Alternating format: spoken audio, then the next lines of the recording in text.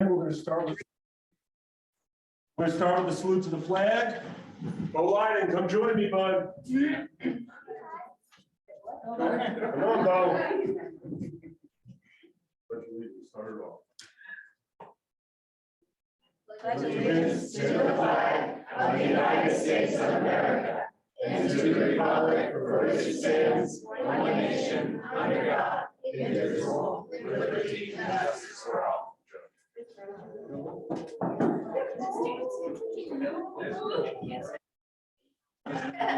Please join me for a moment of silent reflection.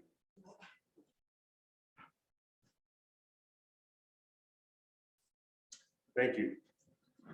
Sunshine Law notice. In accordance with the provisions of the Open Public Meetings Act, public meetings may be held in person or by means of communication equipment to include streaming services and other online meeting platforms. You good?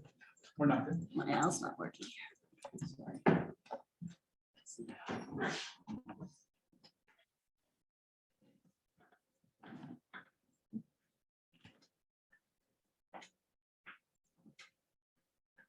I think it's on. I don't know why it's not working.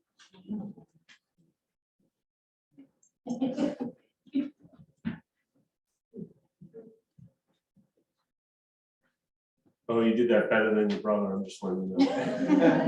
It's on. It's on. Recording. I have attended. Their helper, I was working with book, they were left hand.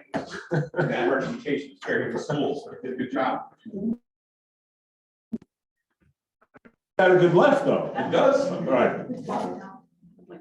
I missed the line. So Mayor, after. It's on. No, I'm the one. I'm the one. I'm the one. I'm the one. Can you hear me? The eyes are on. I'm leaving. I'm out. Do I need to start from the beginning? Yes. From the beginning of the Sunshine Law? No, they heard you, they just couldn't see you. Got it. This meeting is being held in person and through the Zoom meeting platform, being broadcast from Borough Hall, 748 River Road, Fairhaven, New Jersey. Public participation for this regular council meeting of April 25th, 2022 is available by call-in phone number or through web conference Zoom. Members of the public will be on mute until it's time for questions or comments, which will be announced. At that time, the public has the opportunity to question and comment by phone or through Zoom by the raise hand button and will be called on at the appropriate time. Notice of this meeting was included in a schedule of meetings, which was adopted by resolution number 2022-13 and sent to the Asbury Park Press, the Two River Times, the Hub, and the Star Ledger on January 6, 2022. Posted on the Borough website, the Bulletin Board in the Municipal Building has remained continuously posted as required under the statute. With adequate notice having been given, the Borough Clerk is directed to include this statement in the minutes of this meeting. Allison, may I please have a roll call? Council members Christopher T. Cole. Yes. Koch. Yes. McHugh. Yes. Smith. Rodriguez. Yes. Administrator Castro and Chief Representative. All right. Chance is here. All right. Come on up, guys. All of you. And you coaches, come on up. Guys, why don't we start for now? We're going to face the council here. Okay, and then we'll have you turn around. What I'm going to read to you is a proclamation, okay, celebrating the historic season that you guys had at Fairhaven. This is coming from myself, the administration, and the Borough Council. We're all very, very proud of the season that you put together. So let's face your cares. I'm going to read this to you. Proclamation congratulating the third grade Mid-Monmouth boys basketball team. Whereas the third grade Mid-Monmouth boys basketball team won the 2022 Mid-Monmouth Championship, the second such boys championship in the history of the borough. And whereas the third grade boys Mid-Monmouth basketball team had a regular season record of 9-1, and including the postseason accomplished a record of 13. And whereas the players, coaches, parents, and supporters have all come together, making a true championship team. And whereas the dedication, hard work, long hours of practice, mutual support, and commitment of the players and coaches exemplify the pride and heart of the Mid-Monmouth basketball program. And whereas the recognition and celebration of this championship team serves to bring our community together in honoring our players and their coaches for a phenomenal basketball season, resulting in an outstanding record and championship titles.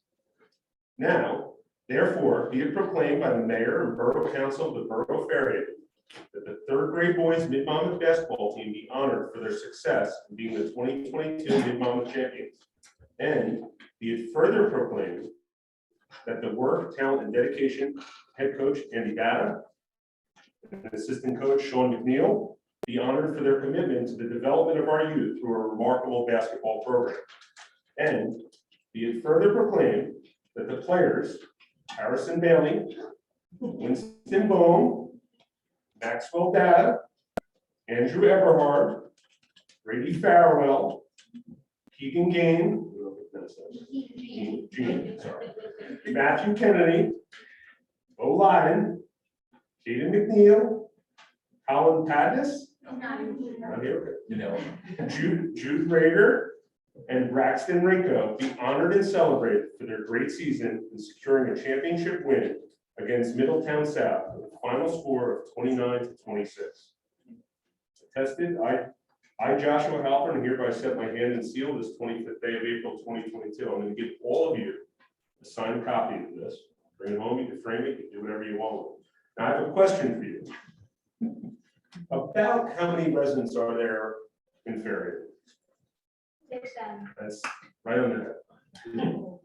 Boom. Now, how many residents about are there in Middletown? 12,000. Good guess.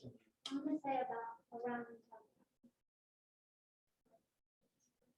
Someone behind me said very close. It's 67,000. So No. they do have another team there in Middletown. I don't know if they have at your age, but even if you split that in two, they still had 6 times the amount of players to choose from. And that's just that one team. I'm assuming you took out Marlborough, Manalapan, all these, Howell, all these big towns. You know what an accomplishment that is? Trust me, I tried for many years.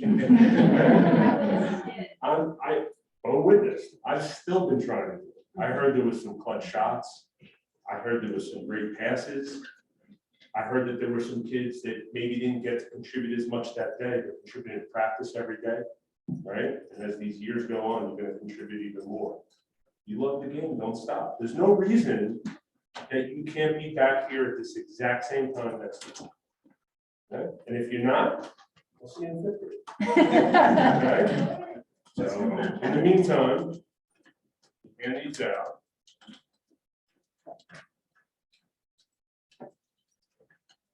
Harrison Bailey.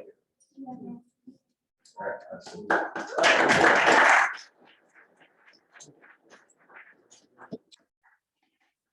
Winston Bone.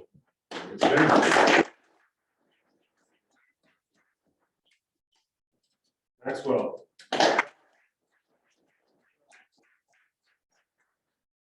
Andrew Eberhard.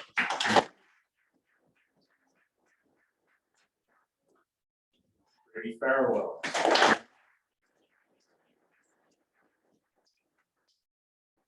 Keegan Jean. Kennedy. Eddie. Jim.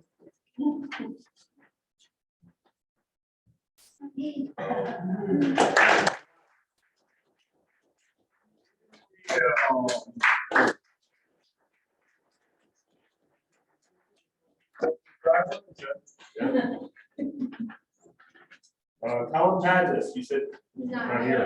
Okay. Jude.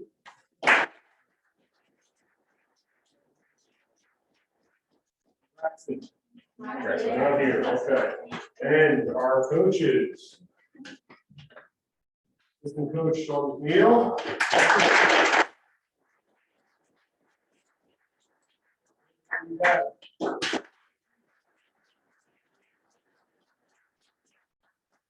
Want to take a picture with me? Yes. All right. behind you. How's that sound? Get ready to work. Face this way. Hold up your proclamation. Make sure the right side up. There you go.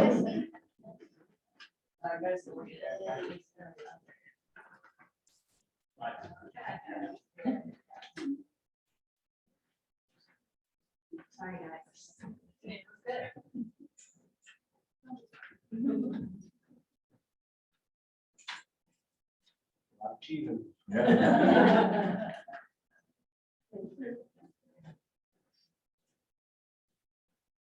Sweet.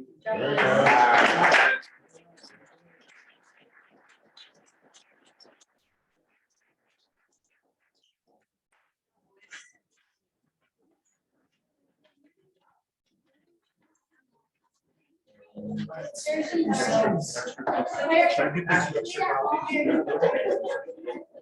Council, you might have to do the difference from that zoning and if you need to pick up. I could use the hour and a half. I know you're going now, boo. Thank you. Thank you very much.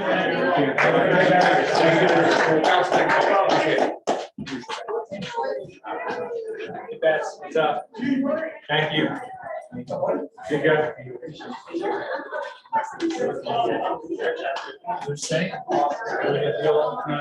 You just say things. Very long time. It's apropos. Yeah. One of my parents used to like let me talk. That's a worksheet. That has to be the budget presentation. Colleen will explain them. They're just 4 sheets that she updated in the budget off of the state's review. They don't change the budget at all. They're some 2021 type of. The way with the kid. We had a really good time. That is the cutest thing. Oh my God. Clear the room. Good. Do they want to switch sides? Is it good? She's happy. All right. Get a secret. Right. You see the stare? The guy just. All right. Okay. Wow. Congratulations. That was great. Public comment on agenda items. We're moving to. Please state your name and address for the record. Please try to observe a time limit of 3 minutes. Is there anyone in the audience that would like to comment on an agenda item? Do you have anyone on the Zoom, Teresa? Any member of the public that's watching on Zoom, if you want to comment on an agenda item, with the exception of the budget, because that'll be a public hearing, please raise your hand.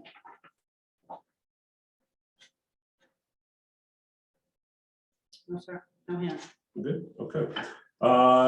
Let's move on. May I have a motion to approve the April 11th regular and executive session meeting minutes? Motion. Second. Allison, may I please have a roll call?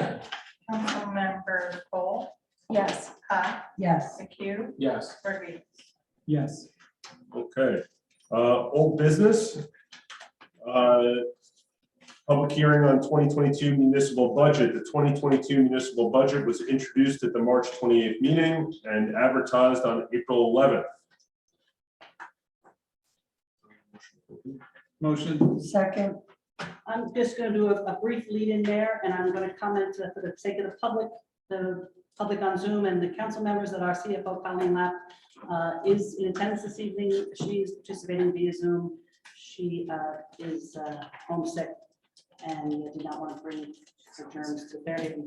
I was asked to explain the budget in extremely simple terms. We did go over it, an introduction in great length, so I'm not going to go through that again. I will tell you that the budget was reviewed at great lengths by both the Finance Committee and the governing body members. They made changes to it over the course of several months. The important factors to note here, for the sake of the public, is that the borough is under both the appropriations cap and the levy cap. We're under and the average household in Fairhaven, which for 2021 was assessed at $989,400. The monthly increase under this budget is $9.26. I did pass out some sheets of the state budget doc. that the CFO updated from your last version off of some comments made by the state. They don't change the budget at all.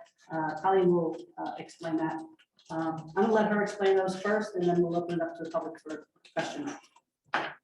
Good evening, everyone. Just on those sheets, it's actually just two issues. On the first one on sheet A, I had omitted the RMA's license number, so I had to add that in. I'm sorry.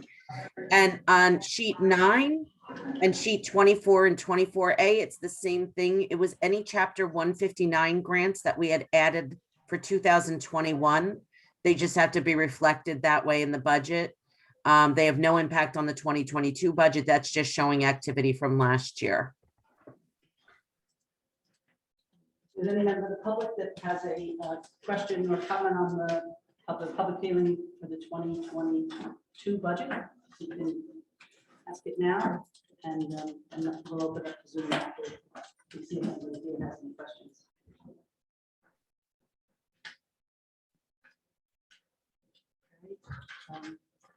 If you're participating by Zoom and you have a question for the public hearing on the 2022 budget, please raise your hand.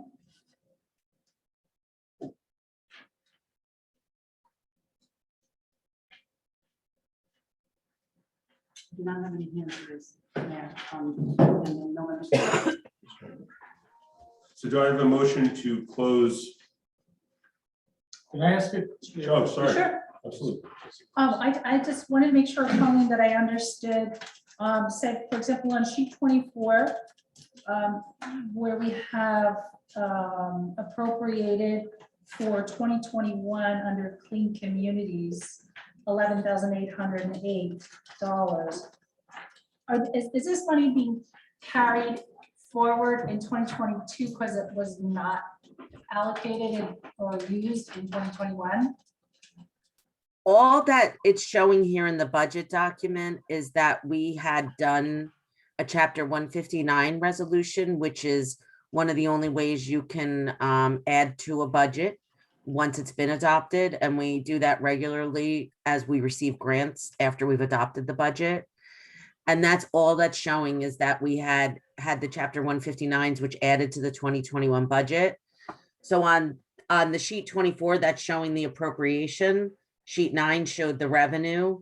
And what happens once that's done, it goes right over into the grant fund. And then that's really where the spending happens. This is merely, it's just a way of reporting it. It doesn't have any impact as to whether we spent it or not, even though it says it was all paid or charged, if you look all the way to the right of that sheet. Yeah. But that just means it got sent over to the grant fund. And we'd have to look, and we can look in the grant fund and we can tell you what's still remaining there. We typically don't spend our Clean Communities money as soon as we get it. We usually are, using that down the road for different things that are needed. And I can run your reports more, Councilwoman, but we do a lot of that every single year. We get the grant, and when we charge the Clean Communities, we always charge the oldest grant back. And I know we're charging mitts to that, and we charge some trash cans to that, and there's certain parameters that we do, charge to Clean Communities, and that's reflected when we do a purchase order. But I can give you, I'll make a note to send Thank you you. where we are at Clean Communities. Thank you, Colleen. You're welcome. Colleen, can I ask just for some clarification? It's similar to the Clean Communities Grant, it's the chapter 159 for the American Rescue Plan. So last year we received 3,000. Is that correct? That's actually the American Rescue Plan is one of the things that's a little bit different how the state had us handle that. So no, we actually received around approximately $300,000 last year, but we can only bring in and use the money that we had a purpose for. And that's how it was done, was through a chapter 159. So that 3,000 we initially had brought in, engaged our financial advisors to help us with planning and reporting for that. It doesn't even mean that it's spent. I think we've spent either nothing or very little on that so far. So that's all that is just the one little piece of the American Rescue Plan that was brought in 2021. Yeah, I was just confused. I didn't know if it was a typo or something, because it was No, like upwards of 300. It was, Right. and the 3,000 was a purchase order that was cut, like Colin said, to our financial advisor, but once I think we only used about $200 at night. Once the state and the federal government changed the parameters and it became much simpler, we no longer need to use the financial advisor. You know, they took a second crack at it. So I anticipate probably canceling, you know, that PO at some point, because I don't see us needing to use them like we initially, every town thought they were initially going to use them. And I guess there was enough back and forth between the state and the feds, and they realized that if they made it too complicated, so they simplified it. And that's how we got to bring it in this year through the capital, like we did with the revenue and the appropriation, so it was budget neutral. Thanks for that.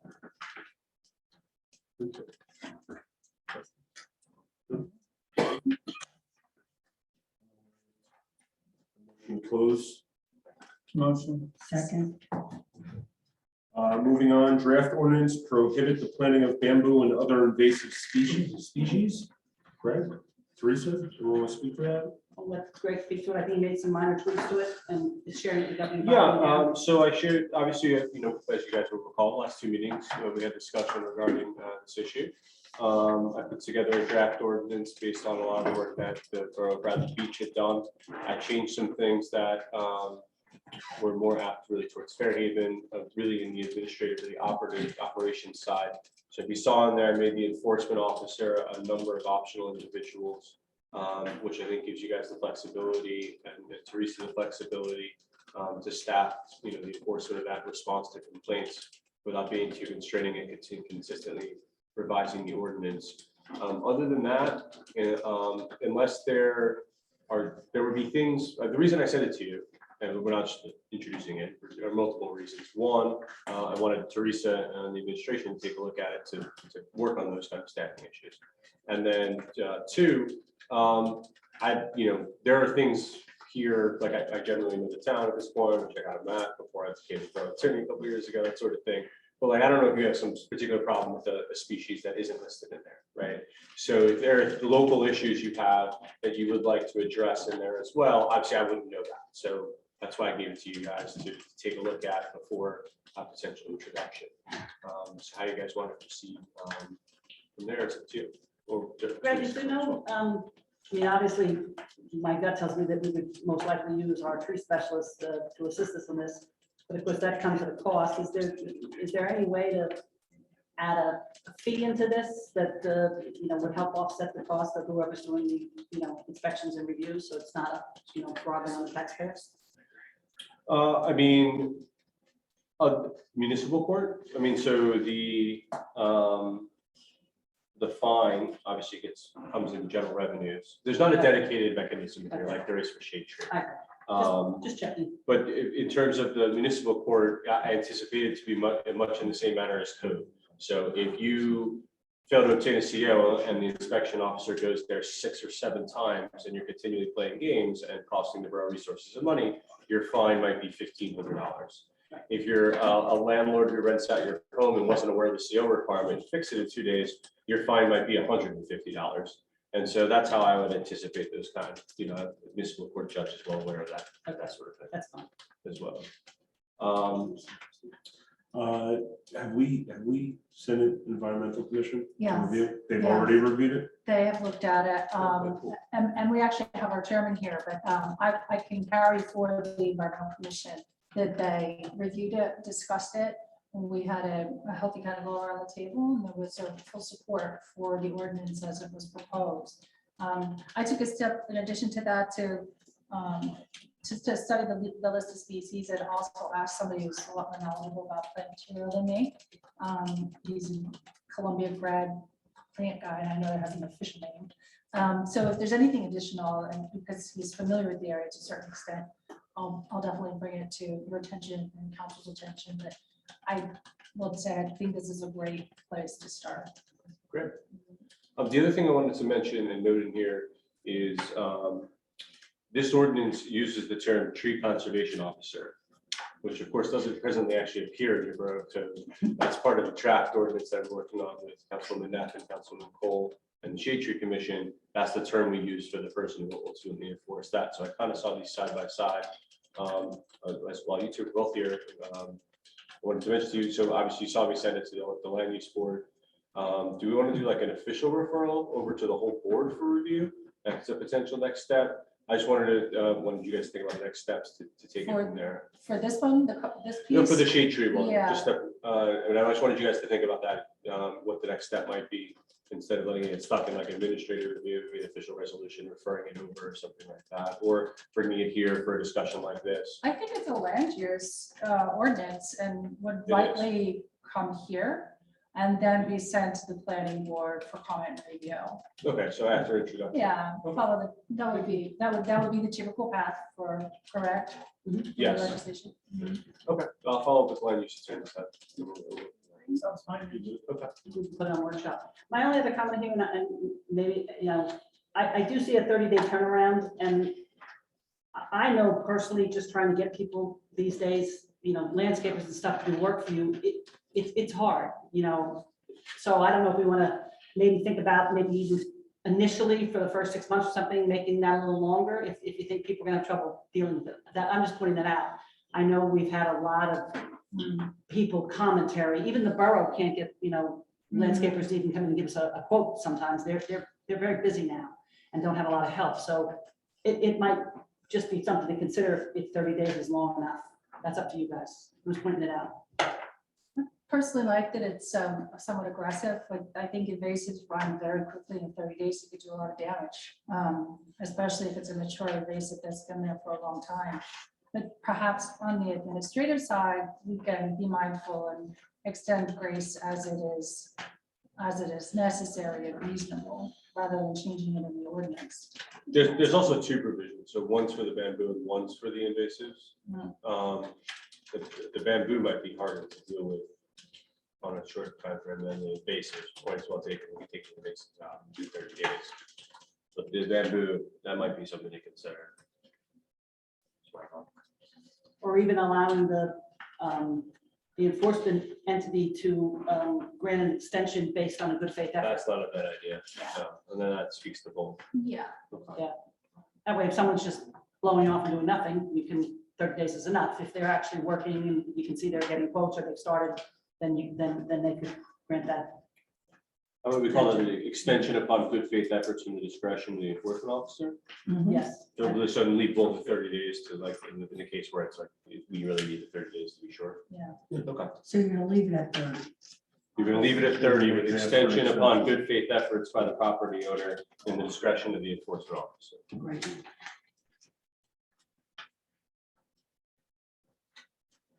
Okay, so we'll bring this, I'll make that change and we'll bring this back for introduction at the next meeting. Yeah. Okay, all right, great. And I want to thank Ray, did a fine job with this. Thank you. Turned around quickly for us. And it's very That's helpful. the thing I've ever done. And who was the? I was a little lucky. What's the gentleman's name that- We're starting to like this. Yeah, well, it's starting like this. It took me a lot longer the first time. believe me. Yeah. All right, moving along, hearing and adoption of ordinance, we're talking about 2022-02, amend salary ordinance number 2021-05. I have a motion to open the hearing to the public. Motion. Second. All in favor? Yep. All in favor? Hi. Anyone opposed?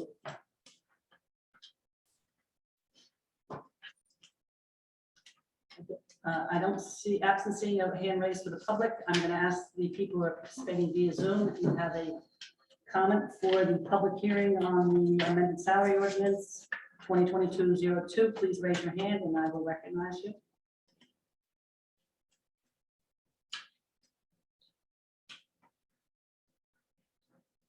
Mayor, I don't see any hands, sir. Okay, do I have a motion to close the hearing to the public? Motion. Second. All in favor? Aye. Anyone opposed? All right, may I have a motion to adopt ordinance number 2022-02? Motion. Second. Also, may I please have a roll call? Councilmembers Cole, Yes. Hodge, Yes. McHugh, Yes. Net, Yes. Rodriguez. Yes.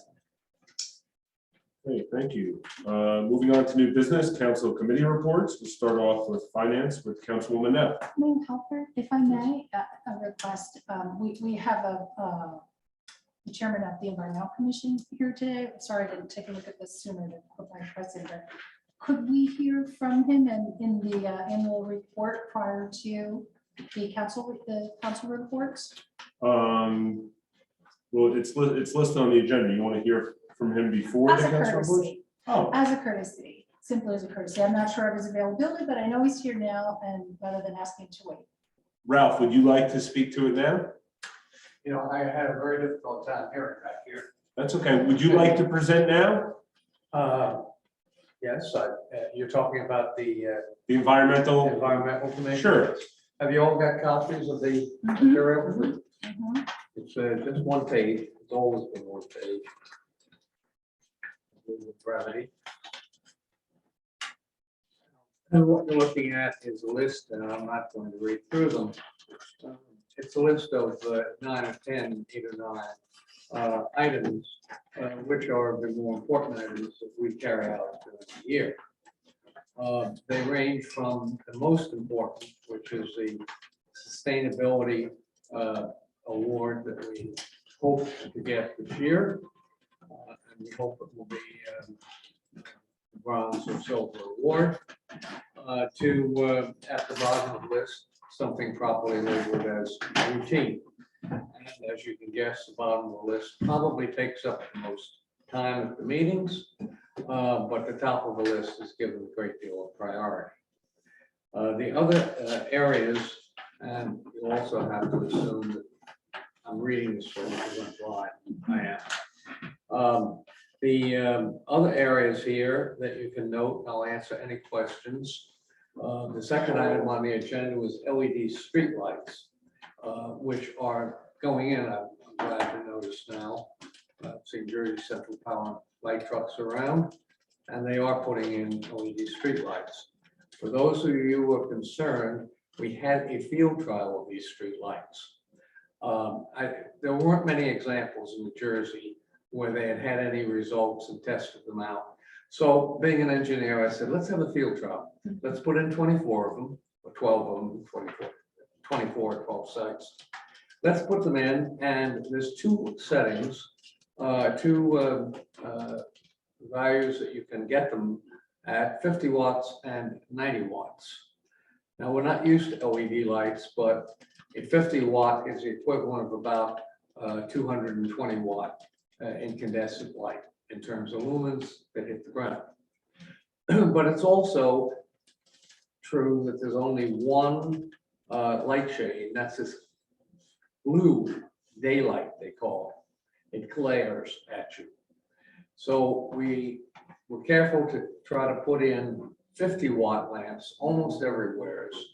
With the help of the chief of police, we made some selections as to where we were going to put them. So you notice the police station has 90 watt lamps.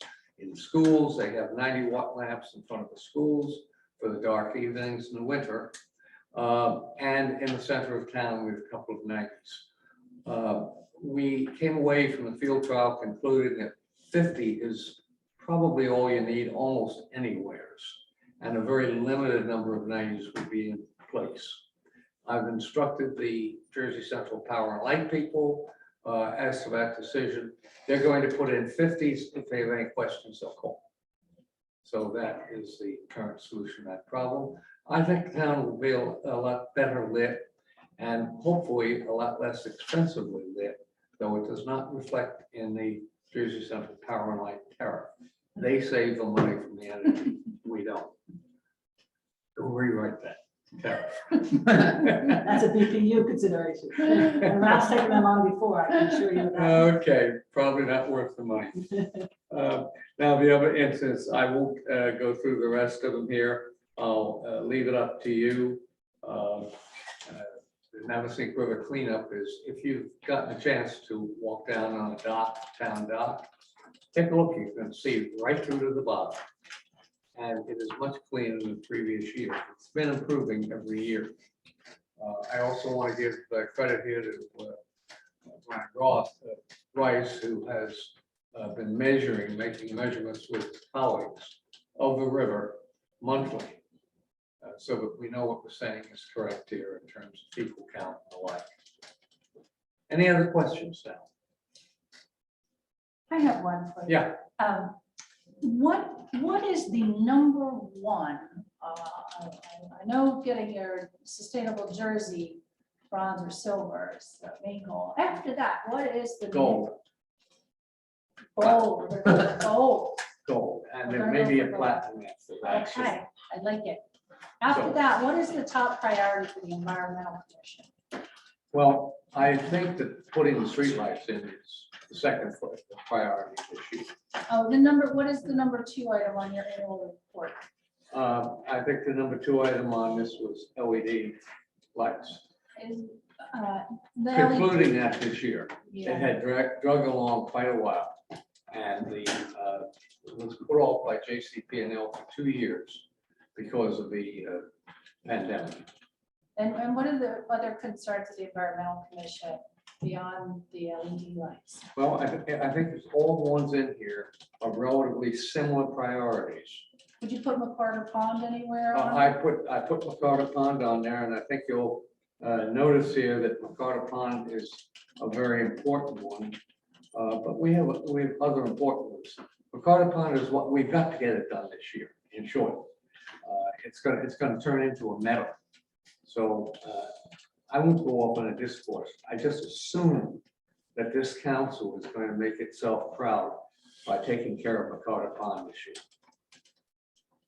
I hear a yes, I hope. Okay, we've been going through this for a number of years, and I've walked into the pond, I've measured it, it's gone down by over 1.5 feet over the last 5 years and 8 inches over the last 3 years. At the points which should be, 3 to 4 feet deep. How many years do you think we have left before it's just a mud puddle? I can't predict that.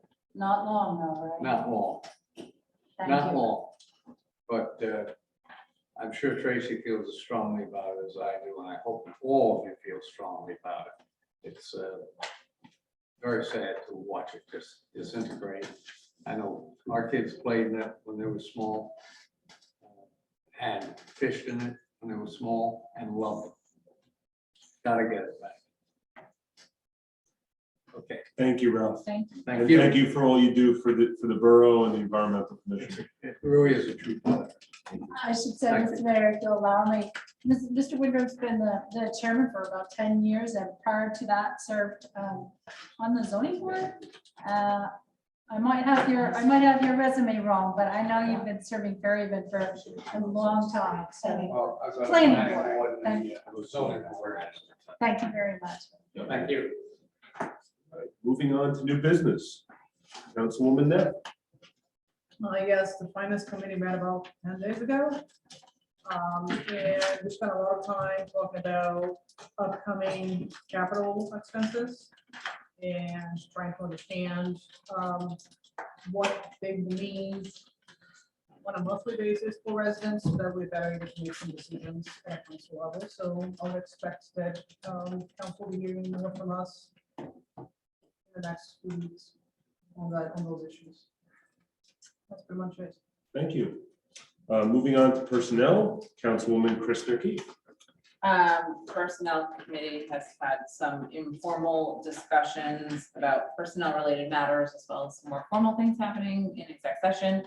I will go into much further detail, but as it relates to the Fairhaven natural area, this coming weekend is the vine pulling cathartic opportunity to shake it up, pull some big logs out, tear down vines, and hang out with other volunteers. So 9 to 1, Saturday and Sunday. You can sign up or just show up. And for any amount of time that you can come and join us, it's a lot of fun. Thank you, Councilwoman.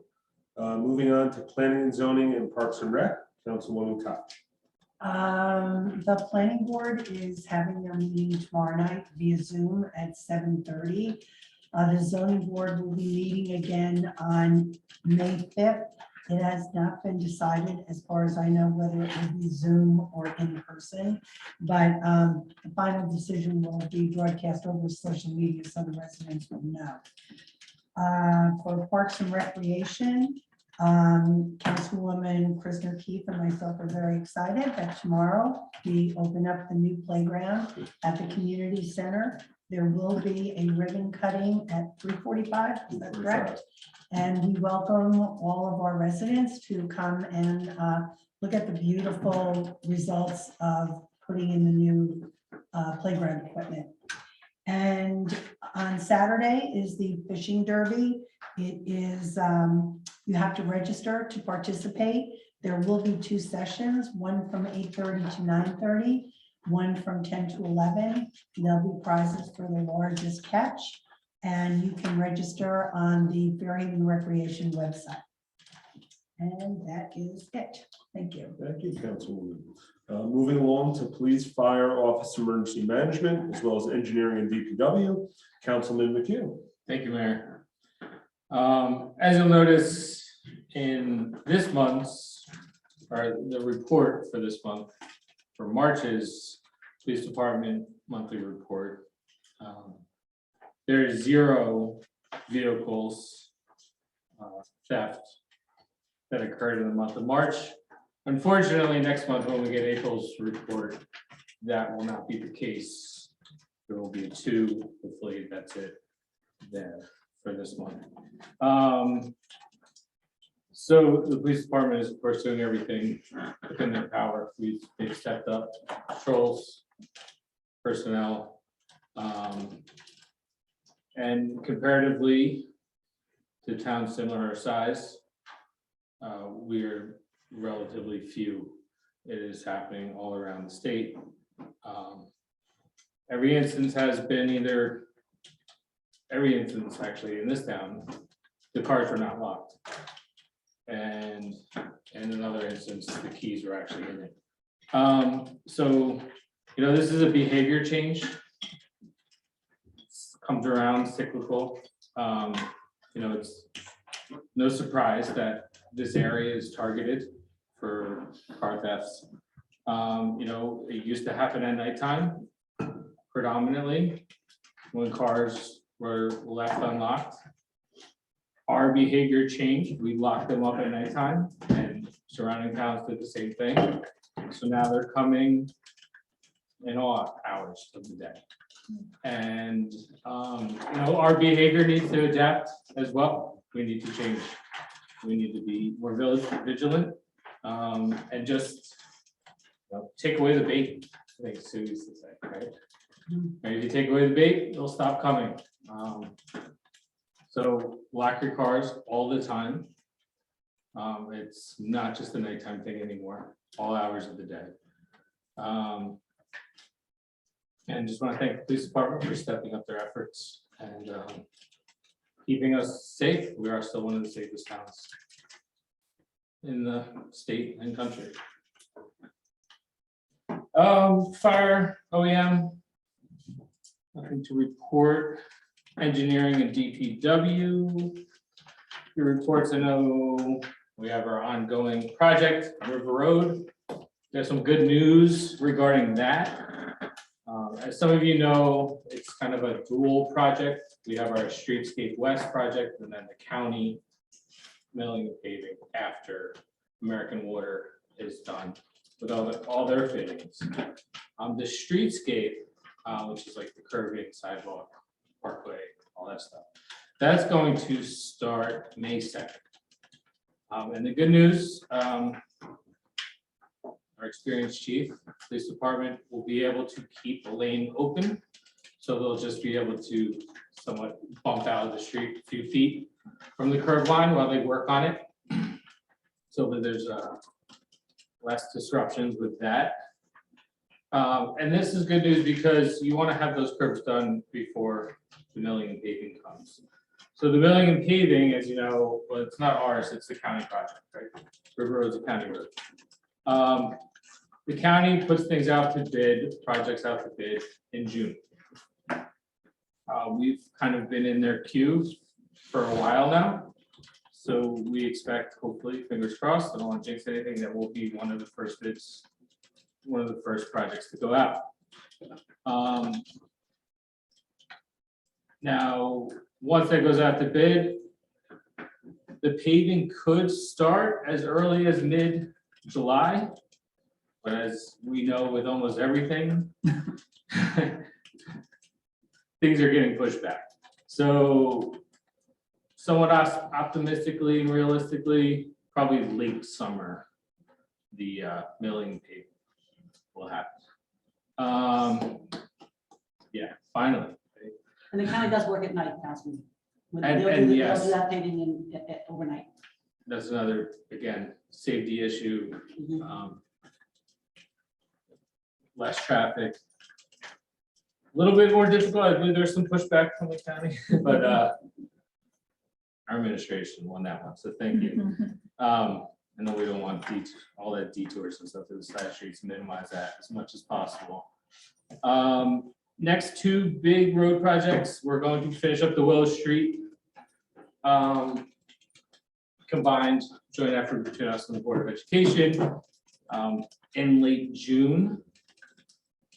It's when school gets out, and try to have it timed perfectly. I think we actually do have a hard date for that, right, Teresa? I don't remember the day school closes, but it's only, like the Monday after, whenever school closes. Yeah, so we have that date locked in, which is great. Weather permitting. Weather permitting. Which is great because then with all the rec camps and everything like that, so that small window, we'll be able to finish that up. And it's gonna be the same company that will be doing the Hans Cooney project. When they finish up on Willow Street, they'll start work over there at, for the Hanson Cooney project. There's some other projects coming down the line. 3rd Street needs to go out to bid in November, late November. Of course, there's other road projects as well, but in the foreseeable future, that's the schedule. Any questions? My other question would be 3rd Street. Would you try to time that to be done during a school break or over the summer? Chief, would you like to comment? Because we think about this, right? Like, is it better to have it do it when they're in school? What are they doing on 3rd Street? It's on Willow. That's 3rd, they're gonna do, Phase phase 2 is gonna be closer to Norwood, that. Yeah, I think that,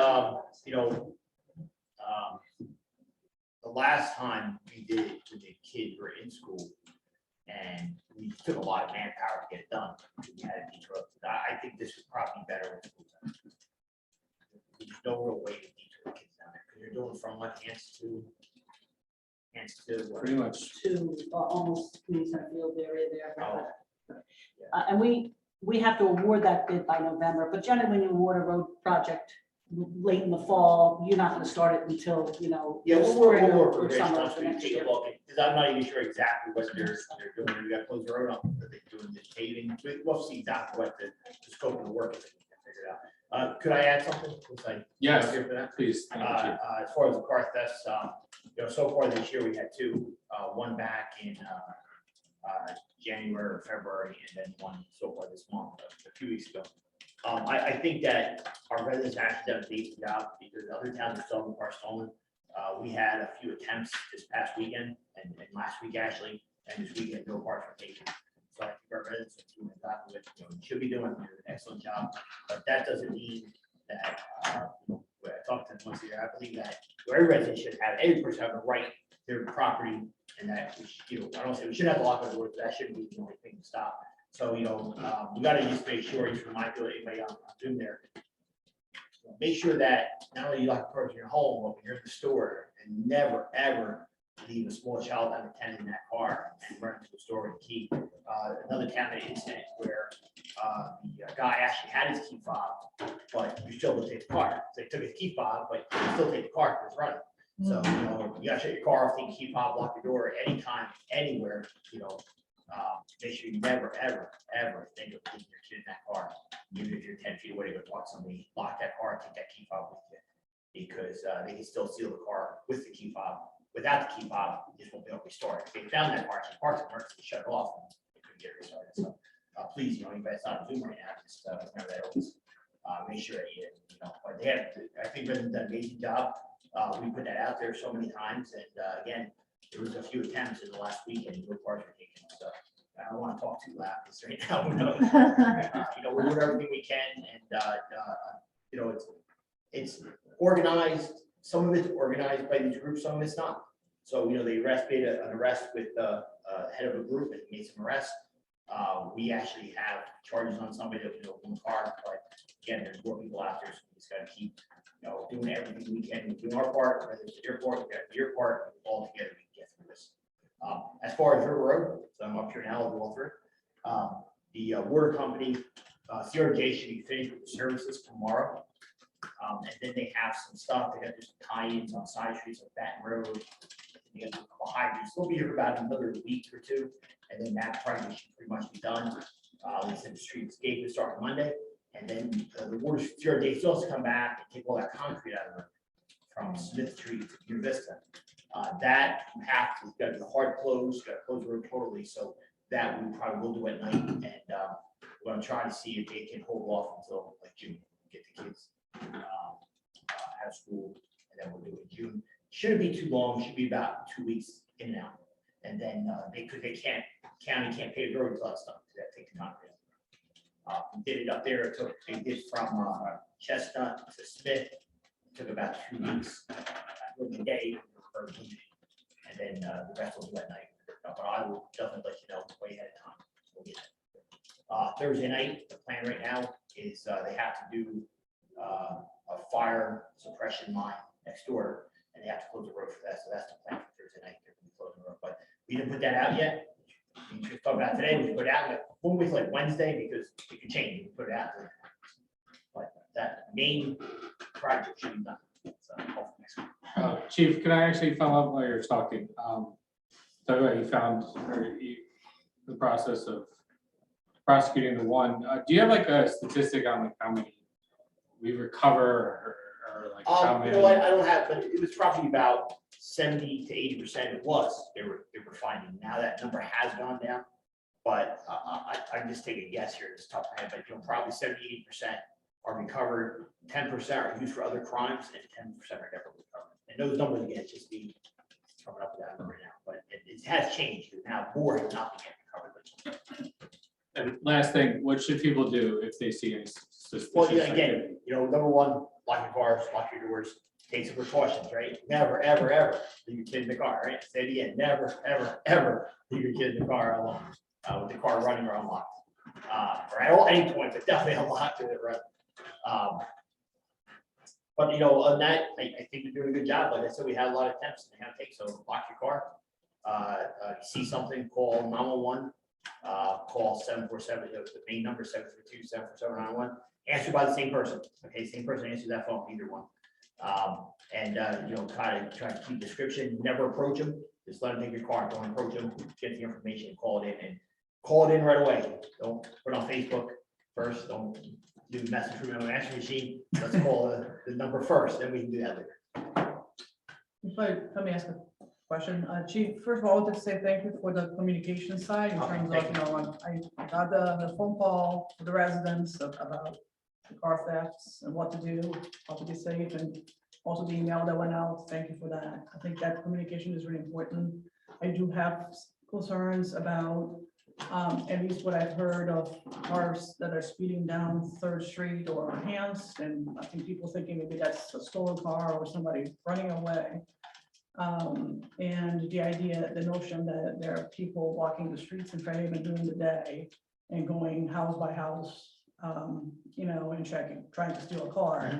I just wondering if you could provide any color on that, because I know we are talking about number of cars stolen, but I am concerned about honestly the safety of our children. Oh, yeah, of course. Both from a perspective of, God forbid, being run over by a speeding car. But also even the notion of being outside playing while these guys are out there and going home by home checking cars in the middle of the day.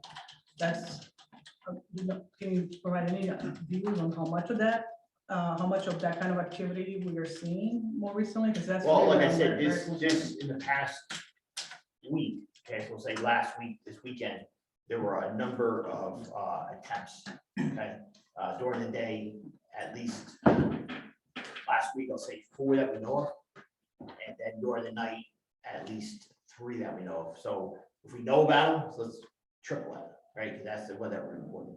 So yeah, they're out there. They're out there. Absolutely. So what's the answer? Call any suspicious car, again, speeder that doesn't fit, and not, something that doesn't look right. There's really no way to say, because, there's sometimes female drivers, sometimes male drivers. It's hard to say what they are. Sometimes there's 4 people in the car. Sometimes there's only 2 people in the car. But, we're out there looking for them. But those cars are in town. They're in town. Just tonight, a neighboring town had 2 in their town tonight. I don't know if they're in Fairhaven, but they were in neighboring town. Thank you. I just personally want to add, these are obviously my thoughts. I do want to say what a great job the department's doing considering what's going on. And I want to thank the residents. This is a difficult situation with some challenging solutions that we all have to contemplate here. I personally am asking the county and state for some help here, which I think I've made pretty clear. Thoughts and prayers are not going to help us fix this situation. And we need solutions that actually work. We need the police department to be able to use their hundreds of years of collective training to decide when and when not to go after suspects. And I will never, victim shame the residents of this town that it's their fault that their car is getting stolen because it's unlocked, because it's not fair. They're not the criminal. They're not the one that's creating the crime and coming down here from, 60 miles away with the sole intention of going into people's houses, going into their private automobiles, invading their privacy, now bringing out weapons. And it's something that, we need intervention on. So that's what I'm asking. I'm asking for help from the county and state. I will continue to ask them for that. I've been asking for them for it all week. And, the people that want to ask for it themselves, I encourage you to do so. The people that don't, I respect that as well. Once again, these are my personal opinions, and I thank you for listening. Yeah, I just wanted, there hasn't been any instances of people going in houses and no reports in this town of Not weapons being used. Not fair, correct. Not very. Less than a mile away from Fairhaven. Mayor, have you received any response from any of the senators or legislators? I have. Yes. Great. So who's engaging that we should also engage? So I know that Senator Declan has spoken directly with the Attorney General. So he's someone that you might want to speak with as well. Sure. Yeah, I was looking at his 2019 legislation Yep. on And this then exact issue. in addition, and I said that was someone to reach out to. Absolutely. Yeah. And then in addition to that, Vicky Flynn and Sherry Scharfenberger reached out to the Attorney General. They have not heard from him as of yet on that issue. I'm not sitting here blaming any one specific entity. I'm just looking for solutions and outside help to stop it. That's all.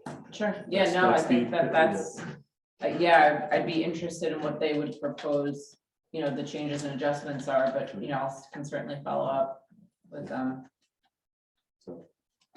I do think we need to keep communicating with our residents. 100%. Because of this issue that I'm concerned about. Yeah, that's I've why, had this conversation with my children. we put that out on Saturday night right away. We had some more information. And then Betty Ann, we put something out the week before, and we're probably doing something like Wednesday to remind people to do it. Yeah, but even, children are biking the streets. They may, or, taking the dog out. Like my children take the dog out at night. Absolutely. They may see something. Those are the things I'm concerned about. Because we are adults, we may need help, know how to react. So I think as a community, we need to think about ways to communicate that with children as well, at least some of the older ones. So if they're doing these activities, like taking the dog out, they would understand that if they see something, they need to remove themselves from that situation. Sure. And call for help. So those, I would encourage that we find ways to, reach out to the younger our younger residents. Yeah, I'm concerned with the way that the direction it's going, that we're relying on our younger residents and we're relying on our residents to police this themselves. I'm nervous about where it's headed. I think we got to get the criminals out of the town. Yeah. It's not okay to live amongst them and hope that they don't steal cars. They shouldn't be here. And maybe that's part of it. I don't know. But, It's just that awareness for safety, not that they Sure. would be policing Absolutely. for us, but be aware so that they can make themselves safe. But I fully agree with your concerns. I'd like to ask the chief a question. Chief, do you see this happening in episodes and waves? It's cyclical. Does it calm down and then does it flare up and then calm down? It had, it flared up to calm down.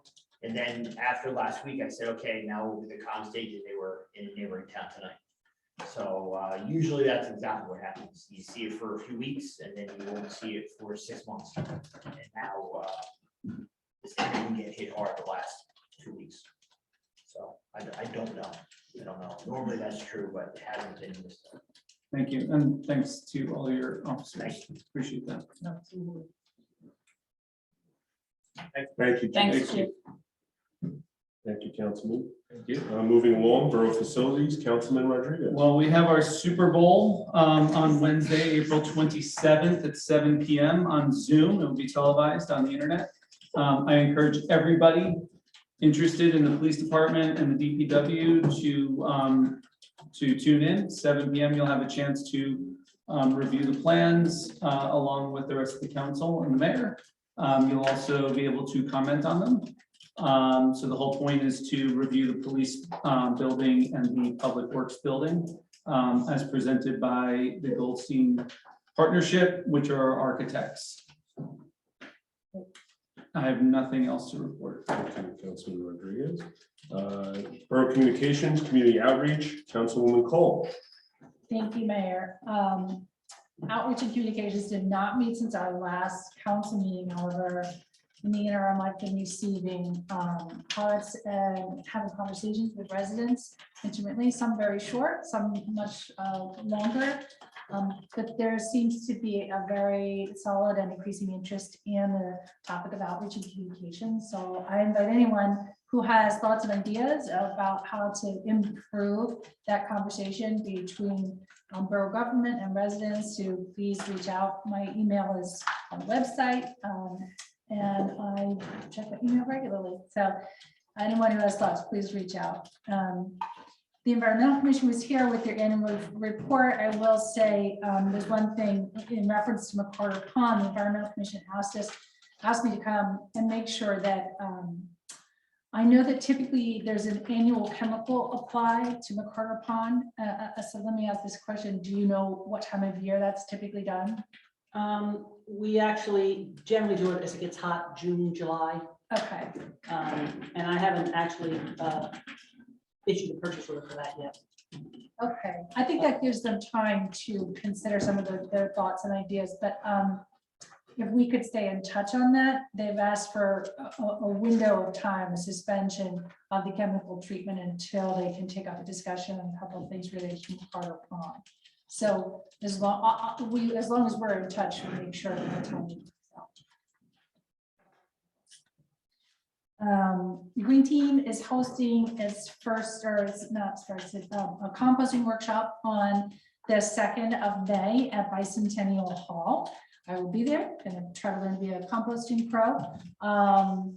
And on May 14th, they're hosting their first of what will hopefully be an annual event called Love Where You Live, also at Bicentennial Hall, 10 to 2. A small but perhaps interesting fact that Teresa and I have been discussing is the potential impact on the tipping fees. Say, for example, if one family composts, how might that impact our tipping fees? And if we, multiply that, does that become a significant dent in our tipping fees, or perhaps not. So we're hoping to come up with a number so we can start to understand if composting could actually have a benefit to our tax, to our budget. And the Shade Tree Commission is continuing its work as well as advancing plans for cherry trees on Fairhaven Road. Do you want to speak to that? Yeah, they were planted just a couple of days ago. There's 5 of them there. It's very exciting. I think that's the official launch of the cherry trees, a project at Fairhaven Road. And we'll probably have 3 more on my property, which comes right after that. So there will probably be 7 or 8 there. That's great. So yes, we gotta keep going down the road. Yeah. It's nice to see you back. I hope you're feeling well. And that completes my report, Mayor. Thank you, Councilwoman. Mayor, can I ask a question? Sure. What's the process for Nixle alerts going out? I'm learning that myself. And Teresa, please jump in when I may or may not get this right, but it's largely for emergencies or natural disaster or emergency plan management, to communicate in an instantaneous manner or resident information. Let me just jump in on that. The Nixle, if you go back, has been used to ask for volunteers for the Green Team. It's been asked for people to sign up for a New Jersey Devils bus trip. It's been sent out for Board of Education meetings as well as brush pickup. When we think about Nixle, it's really two-phase. And initially, back when people had landlines, it would go to people's landlines and you'd get a phone call. And we don't use that as much anymore because so many people don't have a landline. And we never wanted to use that unless it was more of an emergency. But the Nixle piece where it goes to emails is different, and we've used it for various considerations. When it comes to anything that would be law enforcement related, ultimately, as the appropriate authority, the chief of police does report to me, but I never question the chief of police when it comes to anything that would be safety related. If he calls me or texts me and says he needs to get something out, I'll get Betty in right on it, even if it's on a weekend, because he doesn't make a request like that unless he feels it's important, and I'm always cooperative with him when it comes to that regard. Even on Saturday night, and I felt bad because he texted me on my Borough phone and I was not home and I didn't have it with me. He wanted to try to get something else, but he ended up getting it out to the PD because they had I think a rash of incidents that day in neighboring towns, so he really wanted to get another reminder out to people. So I have full confidence in the chief's ability to know when he needs to get something out, and we assist him in that regard. Yeah, so specifically, one yesterday, I believe it was yesterday, I wasn't tracking my time. Informative, quality, organized. Then there was another one I think last Friday. Both originated from the chief. Yes, he sent us a letter and I'd have to go back and look at my emails.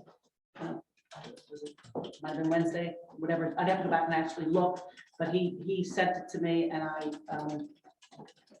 sent the draft for review, and then he sent the final, and Betty Ann put it out. Yeah, it was just interesting because I think of it as an emergency. That was an emergency. And you've seen it play out the last 10 days. Mayor, can I finish? Sure. And it, asking to contact our government representatives on a Friday night didn't seem emergency. It seemed like it could have been in the weekly envelope. Just my personal opinion. Thank you. Thank you, Councilman.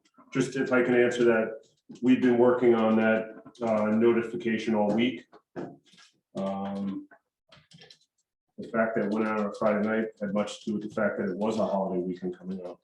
And lots of people were going to have family at their homes with their cars, not knowing what was going on with auto thefts. We thought it was the perfect time. And quite truthfully, looking at my 6 months now as mayor, looking back at the fact that I did it, I'm so thankful that I did it, because it started this conversation where people are aware to lock their cars now, where people are aware of what's going on, where people are reaching out to representatives. That's exactly what's needed, because what's going on right now is unacceptable. And sitting here thinking about the idea that we're trying to sit here and be like, oh, there's not that many robberies in Fairhaven. Every day I am getting so many texts from people, not only that they're scared and that their kids are scared, but that they're seeing actual cars with people with their masks on. Some of them probably aren't true, some of them are true. But to sit here and think that this is acceptable, that these people are coming into our town and casing our homes and casing our automobiles and coming in our driveways and shutting our Wi-Fi off on our rings and our nests, it boggles my mind that we're even arguing this as a political point. This is a safety point, and I'm always going to side on the side of safety for our residents. Hold on, Mayor, I don't think anybody's arguing that Yeah. position. I don't I don't know. I understand think what the we're position arguing. was, I think Mike is inquiring as to the substance of the nixle, which we just discussed was generally an emergency purpose. You just said yourself, you've been preparing that message all week. Obviously, the emergency response of the residents is important, that we're all heeding the instructions of the chief and ensuring that we are taking all precautions as necessary and that we are providing the community with appropriate information. I understand Councilman McHugh's position, though, that including a call to your legislators on a Friday night does not constitute emergency communication, so. I guess we're in disagreement on that point, but I will say that residents reached out to me. I offered to discuss it with them. Some of them I did. I don't disregard the feedback. Of course. I think, and to be honest, the next time if something like that were to happen, it would be something I'd probably think about maybe a little deeper before I sent it, but I'll say it again. I'm thankful I sent that out, and I think that it really sparked a conversation between our residents. It made them more aware, and I'll say it again. There is not one even iota of me that is sitting here thinking that it's acceptable and we're going to blame the residents that they have to lock their doors. Of course you got to lock your doors based on what's going on now. You have to, but this is not the residents' fault. These are criminals coming from 60 miles away, and there's not much they can do about it. They want to do something about it to protect us, but they're not allowed. That's what it's about, making our residents aware, and that's what I did along with the chief. So, you know, I appreciate the feedback there. Yeah, no, and I don't think anybody's blaming the residents. I don't know where that idea came from. And, but, you know, 2 years through a state of emergency, lives on the line, there wasn't need for that. So yeah, I just think it's, you know, it's a learning process. And I don't think anyone up here is going to disagree with you that it's certainly an issue. And since that message has been sent out, the situation has gotten worse. changed, has gotten worse. It was just seemed somewhat out of place, in my opinion. Understood. We good to move on? Yep. Okay. We're moving on to the consent agenda. Before we move on, is there anything on the consent agenda that anyone wants to separate? Mayor, I'm still concerned about this waiver for the ABC municipal code. I know that our attorney has advised us that we are not liable for any problems that may occur as a result of alcohol consumption, but I'm still concerned about it.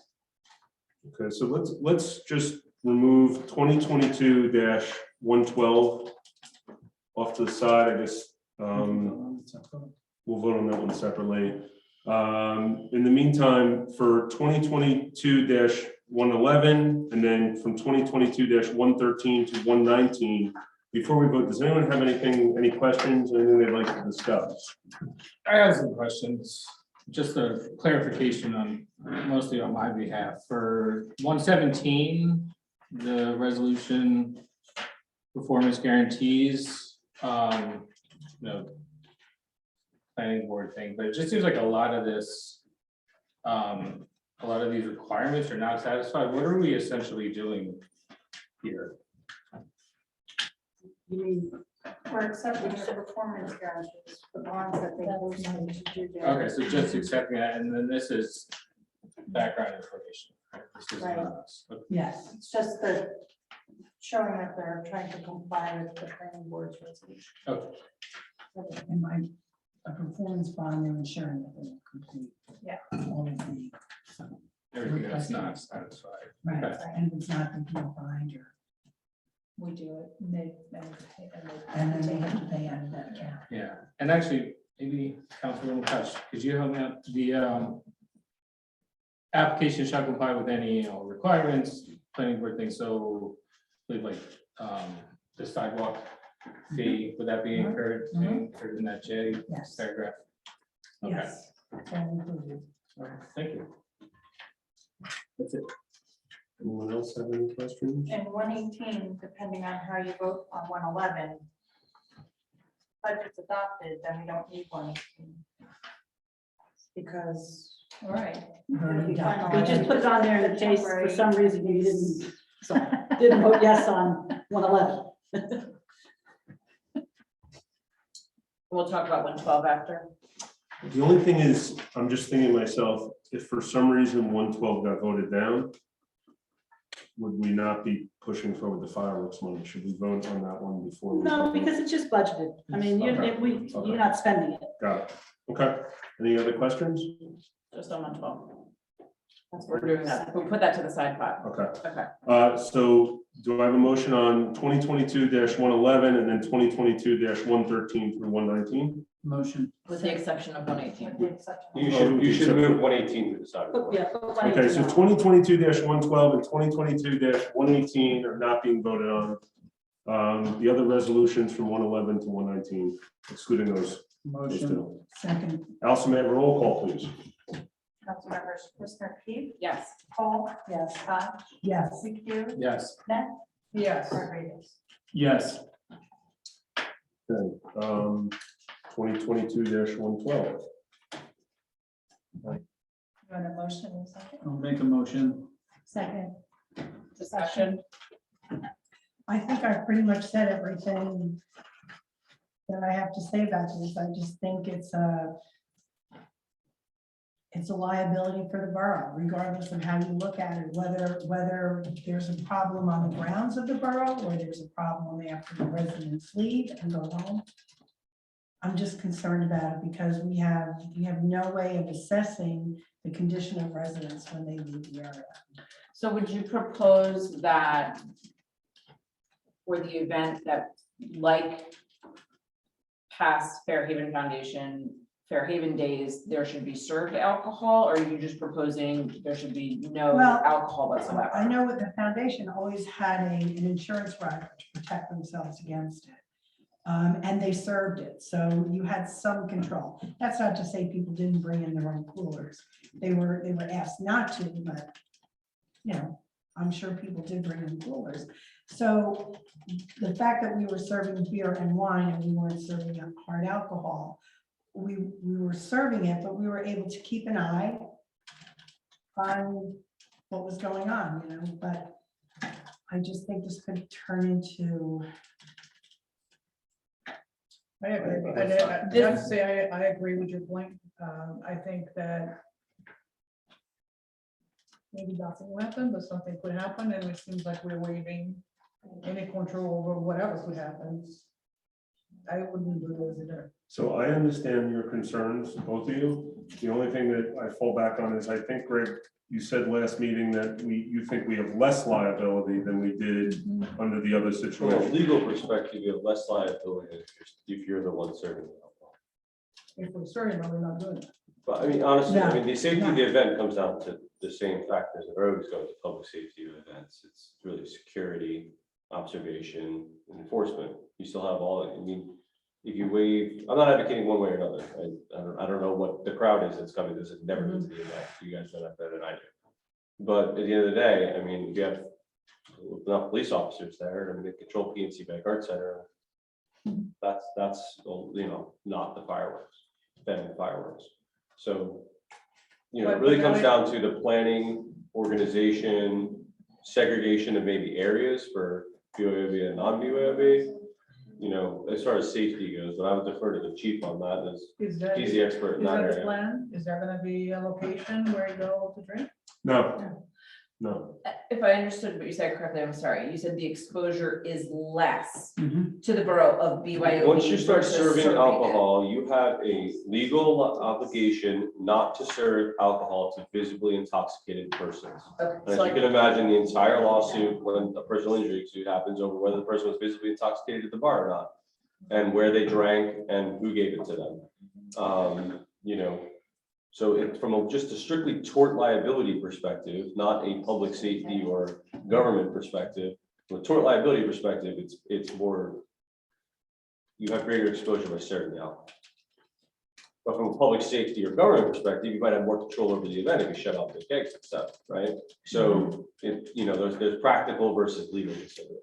And what happens if we do not waive it and people bring alcohol anyway? I mean, it's the same rule it's been since what, 1890, the brown No bag public rule? consumption? I think it's called the brown bag rule. No, but seriously, what if we don't waive it? Is the liability the same as if we waive it, or is it Well, even this is a less? discretionary measure, so you have immunity for discretion as a government. That's a question. And then in your ordinance expressly provides that you have the ability to waive this in a public setting, says it in section 219. Shouldn't this be done in Was it- conjunction with the planning? It's totally, essentially, it's totally up to you. Teresa, was it waived? I know we were serving alcohol. at We Fairhaven. always waive it. It was waived also. Yes. So what I'm saying is, back in Fairhaven Day, there was an area for serving alcohol, but it was also waived. You could drink it anywhere. And that's why people were drinking it on their picnic blankets and on the chairs. It was happening on the Fairhaven days as well. I thought that, And we also waive it for the fair. well, I think that the Correct. reason why we waived. No, We don't waive it for the fair. The reason why we waived it for Fairhaven Day is so that we can actually sell it in an area, not so that they can go on their blankets and drink it in the woods or drink it on the ball fields. So that was the rationale. Is the resolution the same? This resolution is the same that we Is used this- for Fairhaven Day. Okay, Just so, the dates the same. changed and we took out the foundation right, name. got it, okay, so same resolution, okay. I guess I'm more troubled about the idea that sounds like we're not gonna have any control over this, just let it roll and see how long people wanna get. Well, that's Or- only or- 7 to or- 10, or- right, it's a or- 3-hour or- event, which I think is shorter than past Fairhaven Or are we days. doing something to right? control it? I'm just trying to understand, because It's a shorter amount of time, and I think the language reads the same. So last time, yes, it was controlled in that area, right, but outside the area, it wasn't controlled, and they were still allowed to drink. So the same thing could have happened. I in don't this- remember having seen it. No, well, Oh, it it was was sort of a blind eye. It was not encouraged though. It was, we No. turned a blind Something eye. I exactly That old rule. felt a little more control. Because there was a fence and was it like a beer tent or something, a wristband? Yeah, it was all of that. But then they leave the tent and they go sit with their families. And at that point, you don't know how intoxicated they are, and then they leave. And I hear all of the concerns, don't get me wrong. But what I'm also hearing is if you compare the two, if our concern is the liability sounds like it's less than in the prior situation. And it's even less if we go with, I think what Betsy's saying, which is don't waive it. Is that your proposal? Are you just voting no, or are you proposing I'm a just voting different? no. Okay. You were saying that the But if liability there is was- less because we didn't waive to begin with. Then So we did there's not allow no for that. difference in liability at all. As though we can all go have fireworks and we can be sued anyway. What's the, that's what, I'm trying to understand what you're saying. So if we didn't waive it, and then everyone shows up and people bring drinks that we're unaware of, is it the same liability as if we did waive it? Violation of the code. Then you'd No, be expecting the police to enforce that. Right, I mean, it all falls down, waiving this discretionary measure, which you have immunity for, and the enforcement of the liquor laws, like police don't have, like, you can't sue the police because they failed to arrest the burglar who burglarized your house, right? So it's essentially the same thing. I'm not telling you that no one can make an argument if they get drunk and fall down on one of your sidewalks or something at this event, but, it's all, we're the government, and we have a lot of immunities for discretionary decisions, whether it's in police law enforcement or, legislative actions like this, which is waiving your ordinances for an event. I mean, the success or failure of an event like this depends upon having done insurance defense for the first 6 years of my career. It comes down to what the security is at the event, right? If you have poor security at your bar on St. Patrick's Day, there's going to be a problem. If you have good security at your bar on St. Patrick's Day, everyone's gonna go home fine. I don't know what they're gonna do when they leave, but that's not your problem once they leave the premises, as long as you didn't give them alcohol. So can we answer that question? What's Chief Easier? What is the plan for security as far as monitoring people who are excessively drinking? We haven't like finalized it, but we plan on also there. I can't remember what we had for Fairhaven Day, but probably less because it's gonna be less timing. But you would plan on having staff there and, make sure that everybody stays calm and no problems. Mhm. We really had very little problems really at Fairhaven Day for as big as well. Yeah, a couple of arrests here and there, but actually very few problems. Even at the fair, we had very big problems, really.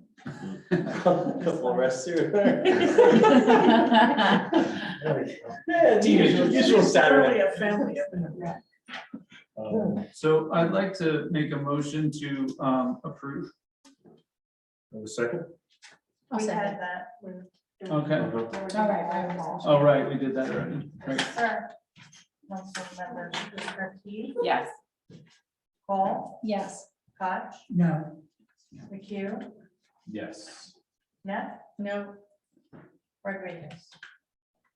Yes. See you later, Tess. Do we have to now vote on 2022-118? No. We're good. We're good. Okay, thank you. Department reports, we already did, that was Ralph. Now we're moving on to March 2022, Police Department, Municipal Court, budget status. A motion to accept the reports as submitted.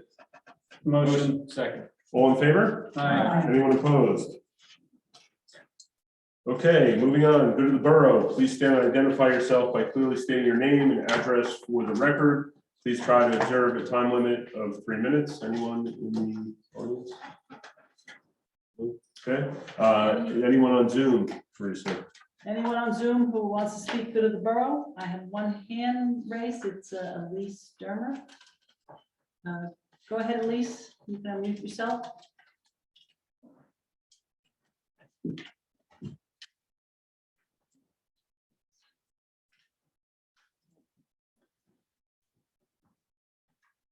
Or she just put her hands on stage. Unmute. Okay, Okay. no, I didn't put it by mistake. I'm not Okay. very technologically savvy. So my name is Elise Dermer. I apologize. Is this when we're supposed to speak? I was trying to figure out, is this when we're supposed to speak if we have a question? Anything you want, Elise. Oh, thank you, Mayor Halpern. I apologize, everybody, that I am very late. I'm here representing Dermer Dreams. Last year in November, you were kind enough to allow Dermer Dreams to put up two fairly large signs, one on River Road and another one on Ridge Road. DJ Breckenridge and I put them up together, or actually he supervised, we did it. And I wanted to ask permission again, and I know how late I am. I actually was on the phone with Allison today, and she said, you're lucky that there is a meeting tonight. It's too late to get on their agenda, but maybe you could get on and ask, and maybe they'd be willing to let you put up those signs again. We're doing another neighborhood captain program on May 14th, the same day as the Love Your Town Day. I've been talking with them because they're going to be around the corner, and we have the firehouse again, and plan on trying to raise another 100,000 pounds of food. So I was hoping you guys would allow us to put up those signs. If this is the wrong time for asking for that, I'm sorry. May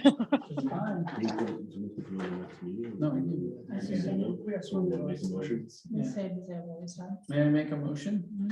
Sure. I would like to make a motion to permit two signs to be put on Ridge and River roads for 2 weeks leading up to, or 2.5 weeks leading up to the Dermer Dreams event held at the fire station. Second.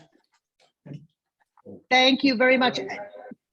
Can I, Hold on. can I one put second. up, All in favor? All in favor? Aye. Anyone opposed? Yes, Elise. Thank you. I'm sorry. Could I put up some lawn signs too if they come in the mail in time? I always I'd forget to like- ask permission. I apologize. I'd like to my Sorry. motion to include 25 lawn signs. How many do you need? No more than 25. Okay, 25 lawn signs that will come down immediately after the event is completed. Immediately. Thank you. All in favor? Aye. Anyone opposed? All right, Betsy, we beat the bamboo. Thank you, Mrs. Dever. Thank you. Thank you, Mayor and Council. Anyone else Teresa, anyone else? on Zoom have anything for good of the borough? You can raise your hand at this point. No, sir. 16 attendees. No- Okay. No hands. Thank you. With that, we're going to move on to executive session. Formal action will not be taken at 8:31 PM.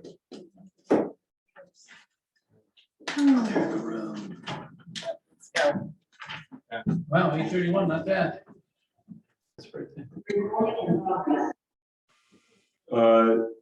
Motion to adjourn meeting. Motion. Second. All in favor? Aye. Opposed? Thank you, everyone. Good night. Thank you.